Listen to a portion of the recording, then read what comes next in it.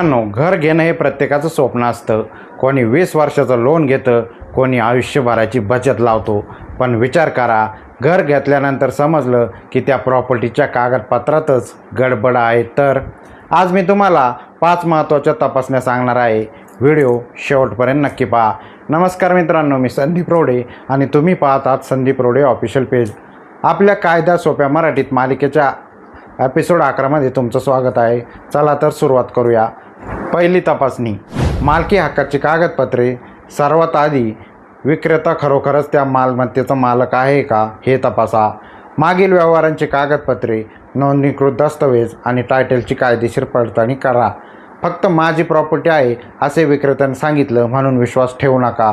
दुसरी तपासणी, 7/12 उतारा किंवा प्रॉपर्टी कार्ड. जमिनीचा प्रकार किंवा परिसरानुसार संबंधित अधिकृत जमीन अभिलेख तपासा.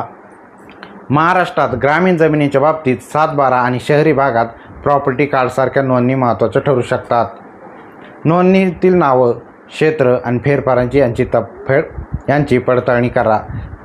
तिसरी तपासणी, कर्ज किंवा बोजा आहे का. ही अत्यंत महत्त्वाची गोष्ट आहे. त्या मालमत्तेवर कर्ज आहे का, तारण किंवा इतर नोंदणीकृत बोजा आहे का.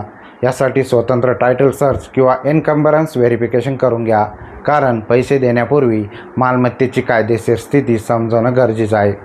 चौथी तपासणी, रेरा आणि मंजुरी.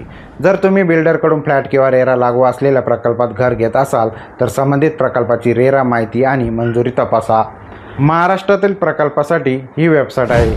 यावर प्रकल्पाची माहिती तपासता येते. मंजूर प्लॅन, प्रकल्पाची आवश्यक प्रमाणपत्राकडे लक्ष द्या. रेरा कायद्यात प्रकल्प नोंदणी व खरेदीदारांच्या हक्कासाठी स्वतंत्र तरतुदी आहेत. पाचवी तपासणी, ओसी आणि इतर देणी. तयार फ्लॅट घेत असाल तर लागू असल्यास ऑक्युपन्सी सर्टिफिकेट म्हणजे ओसी तपासा. प्रॉपर्टी टॅक्स, सोसायटीची बाकी आणि इतर देणी आहेत का हे तपासा. ओसी सारख्या कागदपत्रांची सत्यता तपासणे महत्त्वाचे असल्याचे अलीकडील महारेरा पडताळणी मोहिमेत अधोरेखित झाला आहे. मित्रांनो, शेवटी एवढंच सांगतो, घर सुंदर आहे म्हणून घर घेऊ नका, लोकेशन चांगलं आहे म्हणून घर घेऊ नका आणि बिल्डर ओळखीचा आहे म्हणून डोळे बंद करून व्यवहार करू नका. आधी कागदपत्रे तपासा, मगच पैसे द्या, कारण घर घेताना झालेली एक चूक तुमच्या आयुष्यभराच्या कामावर परिणाम करू शकते. ही माहिती महत्त्वाची वाटली असेल तर व्हिडिओ जास्तीत जास्त शेअर करा. पुढील एपिसोड 12 मध्ये आपण बघणार आहोत, नॉमिनी म्हणजे मालमत्तेचा मालक असतो का, की खरे कायदेशीर वारस वेगळेच असतात. हा एपिसोड बघायला विसरू नका. धन्यवाद.